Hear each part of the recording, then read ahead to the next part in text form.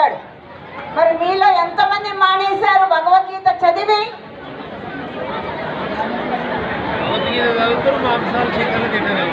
మానేలేదా?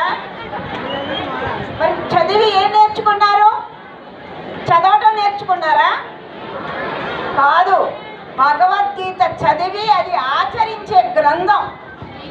మనం ఆచరించినప్పుడే దానిలో ఉన్నటువంటి సత్యం మనకు అర్థమవుతుంది. మీకన్నా మేమే చాలా బెటర్.